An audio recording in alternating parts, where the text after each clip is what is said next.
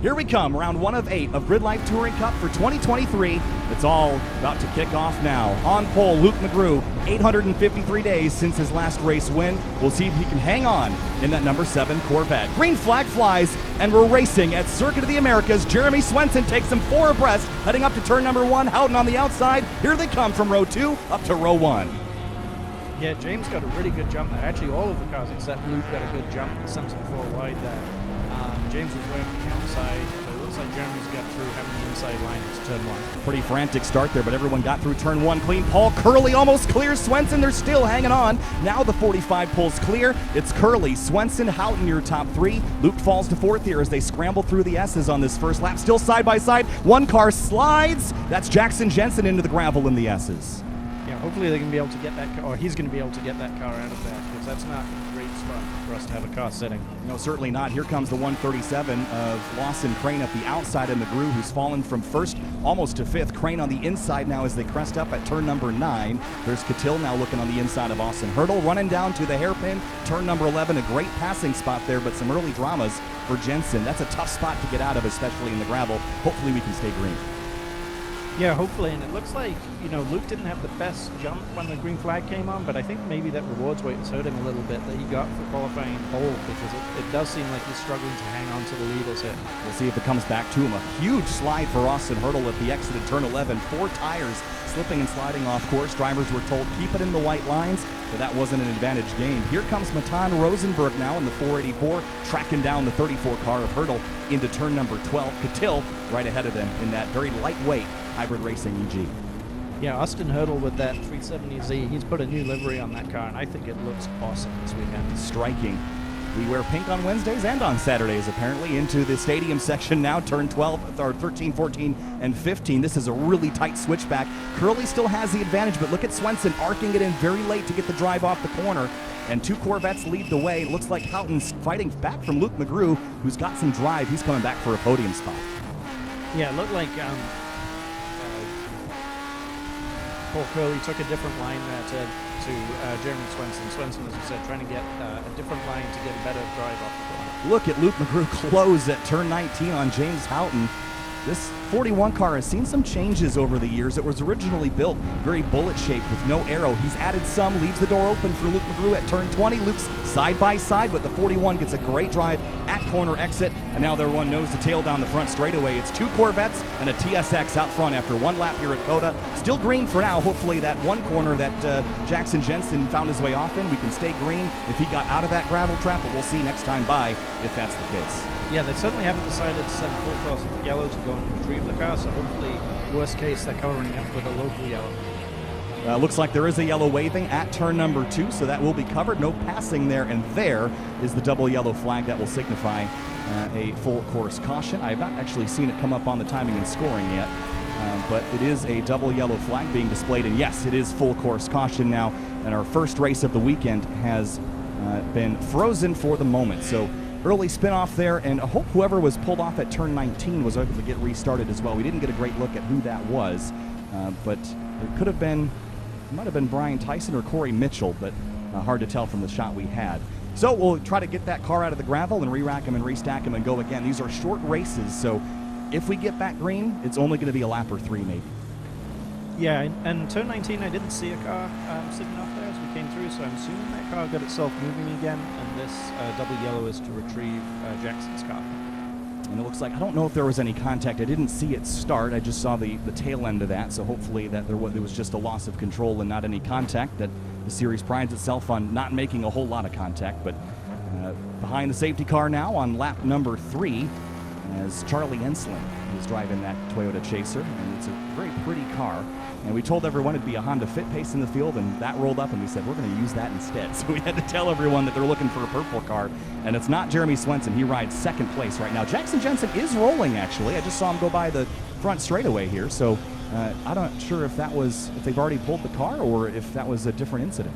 Yeah, I mean, it didn't look like his car had any damage to it. It just was stuck in the gravel. So if they could just drag it out of the gravel, he could get going and catch back up to the field. So we may go to green pretty quickly here. That would be lovely if we could get back green. There's Jackson and got the car moving. That's great to see. It's hard to get out of gravel traps, especially when they make them kind of groom them so that they're all running one direction, and if you get beached in them, they're pretty hard. So good work for Jackson to get that rolling. Lights are still on the safety car, though, so it looks like they might have just gone out as well. So that would mean we're doubling up and going back green if that's the case. We'll have to get a better look at that car in a moment because they're still not quite doubled up for the restart.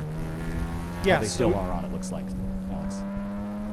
Yes, they are still on. Yeah, those gravel traps are designed to stop a car. So once they've done that job and stopped it from going into the wall at high speed, you know, it's tough for a car to get out there under its own power. So yeah, it's not surprising that it's tough for Jackson to get out and need a little help from a tow vehicle or recovery vehicle. They're very good at stopping cars. They're not very good at letting them go. Exactly. So it looks like Jackson got out and extricated, and that means we will continue, hopefully, as soon as we get back underway. Usually, I think our shortest full course yellow procedure would be 2 laps, so we could expect a green next time by if that was the only thing that we had to worry about. So things have happened in the first 3 laps, Alex. Paul Curley took the lead away, started on the second row. Jeremy Swenson is out in second place, looks like. Pace car has pulled off, so we are going to go back green, just a 1-lap caution flag, and we're going to get back underway in Gridlife Touring Cup. Here we come, back to the green flag. Paul Curley in control and waiting for that green wave. Very late restart here. Nice tight pack. And green flag back underway. We're racing once more at Circuit of the Americas. Here comes Houghton up to second place on the inside of Jeremy Swenson. Luke McGrew climbs the hill. Look at Houghton looking for the lead on Curley. Curley goes defensive and hangs tough on the inside. Yeah, I think Paul saw James Houghton coming there and moved over to defend him off. I imagine he was hoping that he gets past Swenson, but it doesn't look like he was. We were 5 wide into turn 1 and came out the other side. That was extremely impressive. Ronnie Vidoc right behind Matt Waldbaum. We were talking before the race and said that they were going to follow each other through the pack. So far, both of them have gained positions and now follow each other through the S's here at COTA. Yeah, and through the S's, you're going to have a hard time getting by anybody there as the cars move left to right, so back left again. So you're not going to be able to get alongside another car there. You're just going to have to follow single file and try and pick your spots later on in the lap. Well, Paul Curley has the advantage for now, but for how much longer? Jeremy Swenson, the 2021 Touring Cup champion, is right there, hot on his heels into turn 11, and here comes Cattell on Luke McGrew, pops out to the inside. Luke's a little bit later on the brakes, and he will outbrake Cattell into turn 11. That hybrid racing EG really punching above its weight. This is not a track I'd expect that car to really be all that strong at, but Eric has been driving a great race so far, right up behind Luke McGrew, and in the slipstream now on this long back straightaway with a pretty significant headwind as well. Yeah, I agree. I think that Civic is way further in the field than you'd expect it to be. And here comes Houghton on Swenson right now. Driving by Jeremy Swenson, top speeds well into the 130-mile-an-hour range. He should get that pass complete, but Swenson hangs tough here. If he can keep overlapping to 13, he might get it back. Houghton did not get a very good drive, and Swenson back to second place as they hit turn 13 and enter the tight stadium section, and McGrew right back to the rear bumper of Houghton as well. It's getting scrappy here for second through fourth. Yeah, I think you really could see there how the Corvette manages to put all that torque down as it comes off those slow corners and really drive ahead of the Honda. Yeah, Houghton's not really doing that well here getting off the corner, but he has such a great high end, especially in the corners here. He's really figured that car out. It didn't have a lot of aero previously, but it certainly is looking strong now. Austin Hurdle, by the way, up to 7th place. That car had a broken control arm after qualifying. He's got it running very strong now. Houghton slips on the apex of 19. McGrew's going to try to take advantage of it down here into 20, but not quite close enough to get overlap. Yeah, we'll see here if Luke should get off this corner a little bit better than Houghton, but then by the end of the straight, I think Houghton's going to be pulling away again.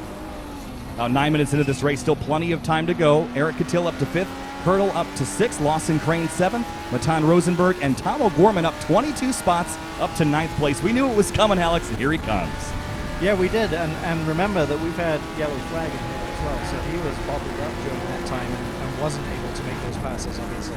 Eric Jensen up the inside of Matt Waldbaum at turn 1, so the LS-powered FRS goes on by. Here's a little bit of a scrap back here. Adam Ulrich, Wes Case, and Julio Crispin, a M3, a Corvette, and a 350Z walk into a bar, Alex. That's a wild fight between those cars, and an all-wheel drive Subaru Impreza in the mix as well.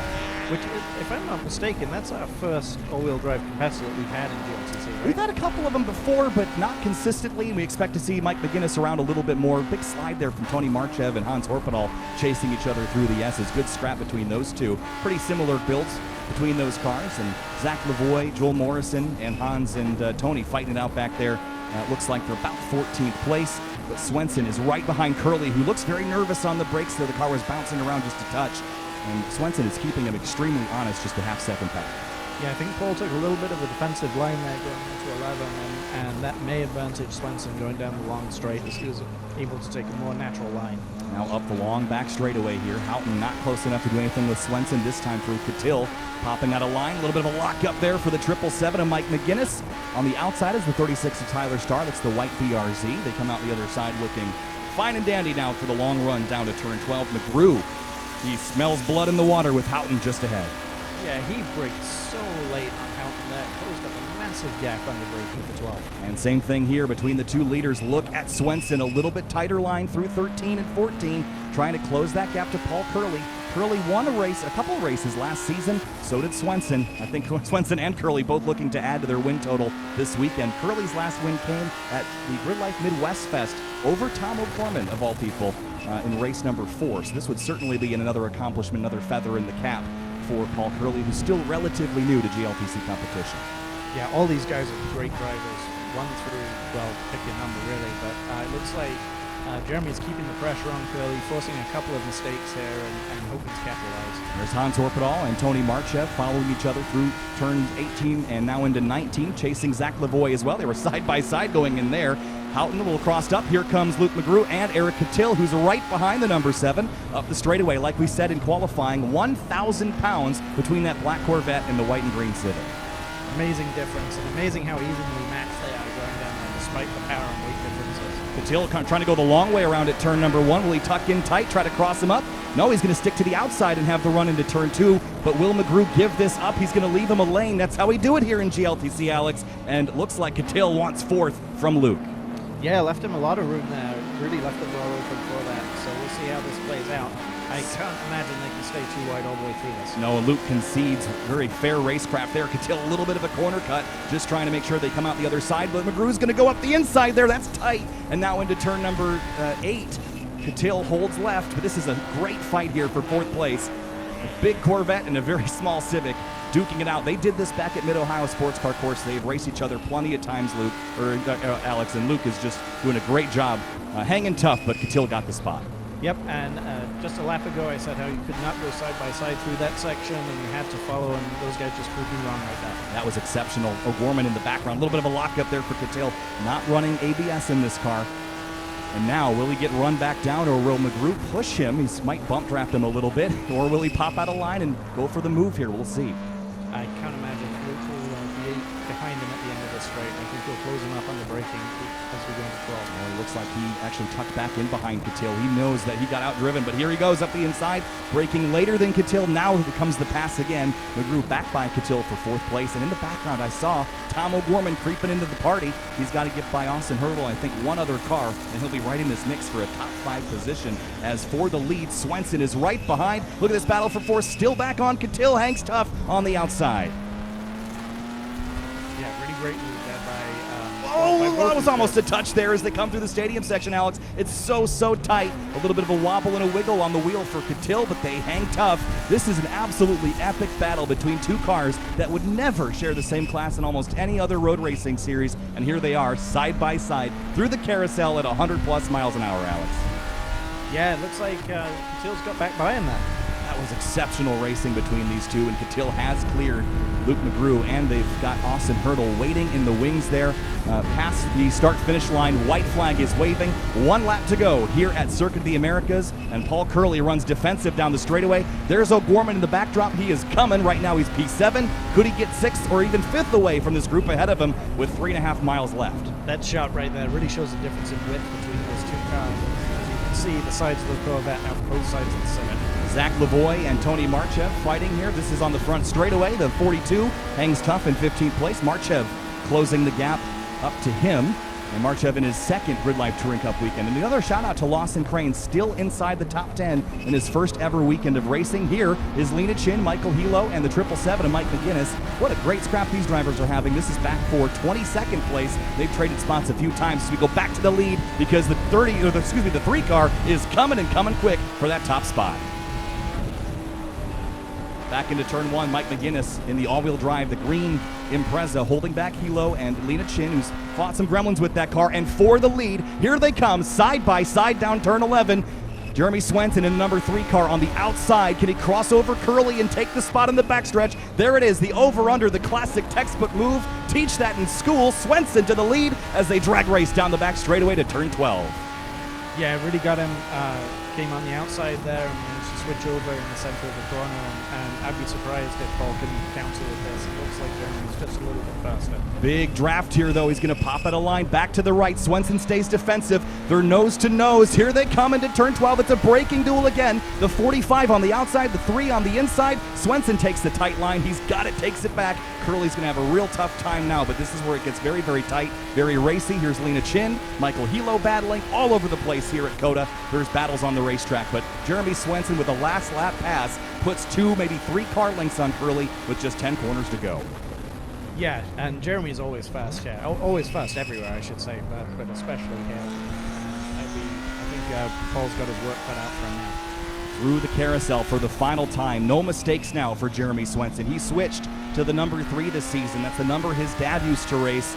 Put 3 fingers out the window at Alpine for his first win since COTA, which was back a year ago. Got a couple more wins on the season towards the tail end.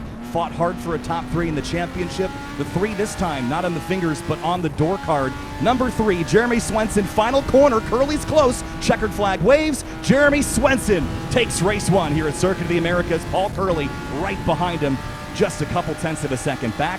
James Houghton looks like he'll come home 3rd. Then Luke McGrew, who got back by Eric Catil, who finishes 5th. Then Tom O'Gorman up 25 spots to 6th place. Austin Hurdle 7th. Matan Rosenberg, Lawson Crane, and Eric Jensen, your top 10. Then it's Gary Wimble, Ronnie Vidoc, Matt Waldbaum, Joel Morrison, and Zach Lavoie. Oh, actually, it's Tony Marchev who got by Zach Lavoie on the final lap, followed by Wes Case, Hans Horpedal, and Adam Ulrich, who are coming to the checkers right now.